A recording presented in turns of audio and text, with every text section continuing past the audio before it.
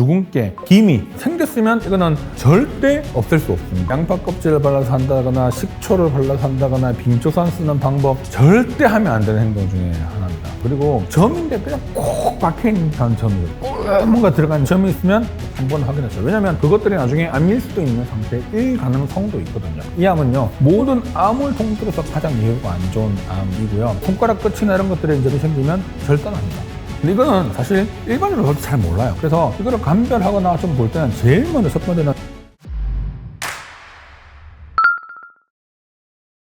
이게 피부암이라고? 저조차도 그렇게 생각이 들어요. 근데 이제 저희는 많이 보니까 눈으로 딱 보면 피부암인 것 같은 게 바로 보이는 것들은 분명히 있거든요. 그래서 보통은 진단이 그렇게 되는데 정말 간혹 생각지 못했는데 피부암이 진단되는 경우들이 있거든요. 와, 근데 이때는 되게 난감해요. 뭐 좀 확인해 보려고 했다가 피부암이 툭 나오는 진짜 그런 경우들이 간혹 나오기 때문에 와, 이거 방심할 수 없겠다라는 생각이 들 때가 좀 있습니다. 피부암도 종류가 너무 많긴 한데요. 가장 흔한 암은 기저세포암이라는 암입니다. 이 암은요, 피부암이라 하더라도 안심하셔도 됩니다. 수술적으로 거의 99% 그냥 해결됩니다. 두 번째가 편평 상피세포암이라고 하는 세포암입니다. 요거는요, 문제가 조금 달라요. 이거는 피부암 중에서도 조금 깊게 들어가기도 하고요. 그다음에 전이가 좀 될 수도 있는 가능성도 좀 있기도 하고요. 근데 이건 주로 어떻게 생기냐면 오랫동안 자외선에 노출된 분들이 피부의 변변들이 막 되게 거칠고 각질이 생기는 피부 전구암이라고 하는 상태가 있는 것들이 오래 지속되면서 암으로 가는 거죠. 단계를 거쳐요. 보통 단계를 거쳐서 가는 경우인데 그 단계를 거치고 있는 거를 일반적인 사람들이 모르는 거죠. 딱 저희를 보면 이거를 되게 자외선에 오랫동안 노출된 분들이 생기는 피부 특징들이 있거든요. 그런 피부 특징들 중에 생기는 것들이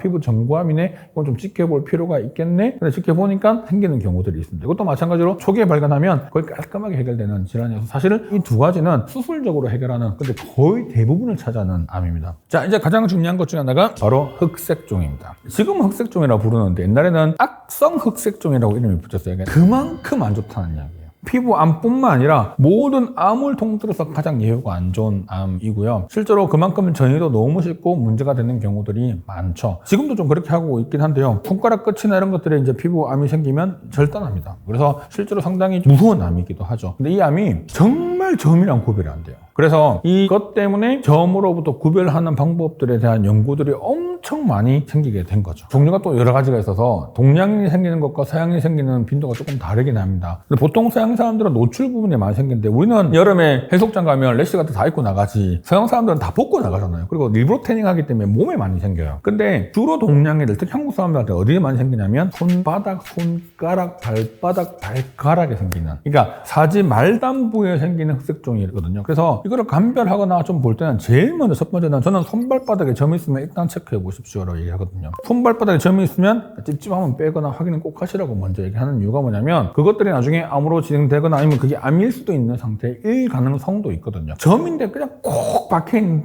점이죠. 꼭 뭔가 들어가는 깊은 점 같은 느낌이 딱 보이거든요. 그러면 한 번쯤 신경을 쓰셔야 됩니다. 그래서 손등, 손바닥, 손가락, 발가락에 있는 점은 한번 확인하세요. 왜냐면 특히 내가 발바닥 이렇게 보면서 점 있는 거 확인하는 경우가 없죠. 발가락 사이 이렇게 보면서 내가 점 있는 거 확인하는 경우가 잘 없어요. 신경 안 쓰거든요. 근데 한 번쯤 보실 필요 있는데 의외로 그렇게 한번 보시면 내가 이런 거 있었어 라고 생각하시는 분들이 많거든요. 그래서 한 번은 체크하시고요. 그런 부분들에 점이 있다고 하면 일단 한 번은 가서 검사를 받아보시는 게 좋습니다. 조직 검사를 통해서 확인하고 문제가 없으면 다행이고 아니라는 걸 확실하게 하고 가는 게 더 중요한 문제죠.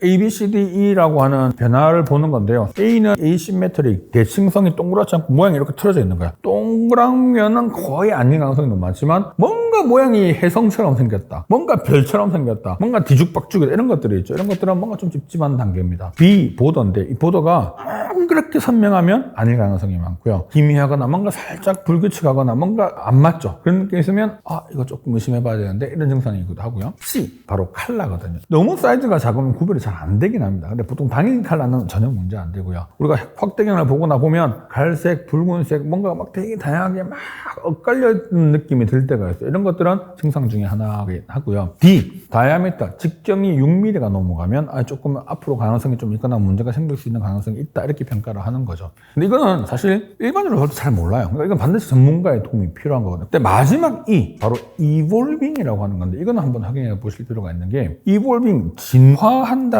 뜻이잖아요. 그게 무슨 말이냐? 단기간에 점이 갑자기 커졌어. 점 모양이 좀 바뀐 것 같아. 단기간에 점 색깔이 좀 달라지고 뭔가 좀 이상해진 느낌이야. 보니까 가려워. 피도 좀 나는 것 같고 내가 생각하지 못한 점이라고 하는 일반적인 증상에서 벗어나는 뭔가가 막 진행하는 느낌이 있죠. 이때는 강력하게 의심해 봐야 됩니다. 요거는 가장 일반적으로 많은 사람들이 알아챌 수 있는 부분이기 때문에 이 포인트에 대해서는 꼭 기억을 하시면 좋을 것 같고요. 저희 병원에 오신 모 연예인분 계세요. 원장님 등에 좀 뭐가 난 것 같은데 좀 확인해보고 싶어요 라고 해서 제가 등을 딱 보자마자 첫 느낌이 찝찝한데, 그래서 제가 얘기 드렸어요. 일단 조직검사 하셔야 될 것 같아요. 그래서 제가 의뢰서를 써서 보내드렸어요. 그리고 검사를 하고 오셨더라고요. 정말 감사하다고. 거기서도 조직검사상에서 진짜 애매하게 나왔다고. 제가 그걸 확인했는데 하필 그렇게 된 거잖아요. 여러분들도 그런 뭔가 좀 찝찝하거나 뭔가 없던 게 좀 보이거나 뭔가 이런 것들이 있으면 꼭 확인하시는 게 좋습니다.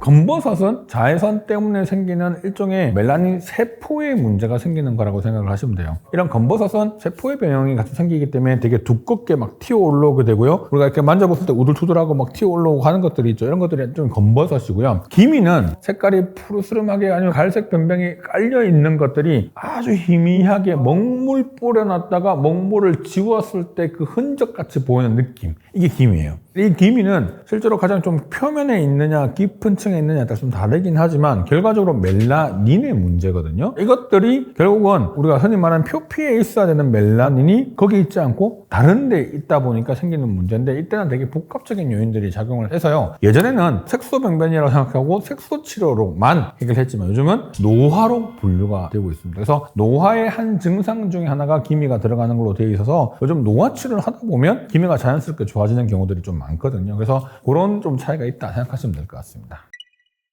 기미는 방치하면 나빠지거나 짙어지거나 이런 것들이 건강에 대한 문제와는 사실 별개의 문제죠. 기미는 그냥 미적인 부분에서 좀 보기 싫으니 이런 것들에 좀 더 가까운 개념이고요. 검버섯도 마찬가지예요. 검버섯도 그냥 일단 돈다 하더라도 크게 문제가 되지 않지만 이미 오래전부터 자외선에 대한 노출로 인해서 병들이 생기는 거니까 일단 생겨있는 병변들은 제거를 해줘야 되겠죠. 레저로 제거를 해줘야 되고요. 또 계속 두면 사이즈가 조금씩 더 커집니다. 커지거나 모양이 바뀌거나 이렇게 여러 가지 문제가 생길 수는 있는 거죠. 검버섯은 무조건 자외선 차단제입니다. 생겼으면 이거는 절대 없앨 수 없습니다. 무조건 장비나 레저를 통해서만 해결하셔야 되는 부분이고요. 비타민C 크림을 바른다든지 미백 크림을 바른다든지 이런 방법으로 해결이 안 되는 부분이라는 것 확실하게 기억을 하셔야 되고요. 기미는 멜라닌의 문제이기 때문에 멜라닌의 합성을 좀 더 잡아주고 줄여주거나 하게 되면 좀 좋아지거든요. 그래서 기본적으로 자외선 차단제를 바르시는 건 당연하고요. 두 번째는 반드시 항산화제 복용을 하거나 바르거나 하는 게 상당히 중요한 포인트입니다. 그러면 꾸준히 사용했을 때 기미가 나빠지는 걸 좀 예방할 수도 있고요. 진행하는 걸 좀 좋아지게도 만들 수 있지만 너무 심한 기미의 경우는 반드시 치료가 좀 같이 필요하죠. 왜냐하면 멜라닌 양이 너무 많아서 내가 이걸 아무리 화장품이나 제품을 사용했을 때 이걸 다 컨트롤할 수 없을 정도의 많은 양이라고 하면 제품을 써도 크게 효과를 못 보는 경우들이 많거든요. 정도에 따라서 좀 차이가 있는 것 같아요. 항산화제가 되게 중요하다고 생각하는 부분입니다. 왜냐하면 기미는 결국은 멜라닌의 합성 과정에 대한 이해가 좀 필요하긴 한데, 이 멜라닌 합성 과정에서 항산화제가 들어가게 되면 우리가 짙은 멜라닌, 유멜라닌이라고 하는 건데요. 이 유멜라닌에 생기는 빈도를 줄여주고 페어멜라닌, 즉 정말 검고 색이 짙은 멜라닌이 아닌 밝고 옅은 멜라닌 쪽으로 합성이 많아지게 되거든요. 즉 무슨 말이냐면 기미가 생겼을 때 생기는 그 멜라닌이 색깔을 옅게 만들어줄 수 있는 요인들이 분명히 생기는 거고요. 피부에도 원래 멜라닌이 많잖아요. 근데 우리가 간단하게 생각하시면 돼요. 술 많이 드시면 어떻게 돼요? 술 많이 드시면 다음날 일어났을 때 뭔가 모르게 피부가 어두워 보이고 칙칙해 보이죠. 그러니까 피부 표면에 있는 멜라닌이 산화되기 때문에 그 현상이 생기는 거거든요. 그러면 마찬가지로 술을 계속 드시거나 내가 산화 반응이 많이 생길 수 있는 환경에 노출되면 기미는 악화되는 거죠. 그래서 좀 더 건강한 이런 부분들이 상당히 중요한 거라서 항산화제 복용 저는 엄청 중요하다고 생각하고요. 술이나 담배나 이런 것들은 당연히 악화 요인이 될 수 있고 자외선 차단제는 이루 말할 수 없는 그런 포인트죠.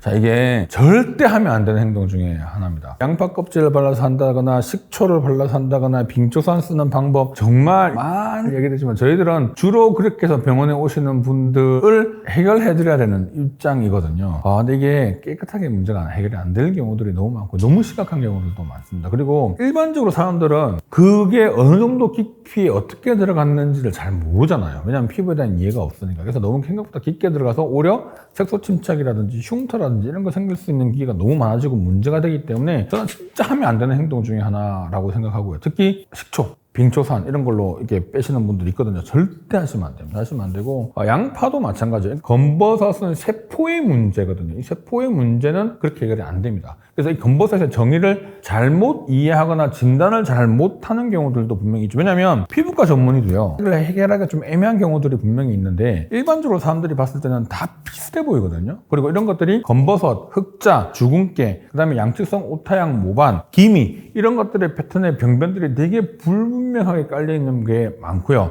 특히 한국 사람들, 동북아시아계 이 계열은요, 되게 이런 잡다한 증상들이 꼬여있는 경우들이 많아서 우리나라에서 하는 표현이 있죠. 잡티.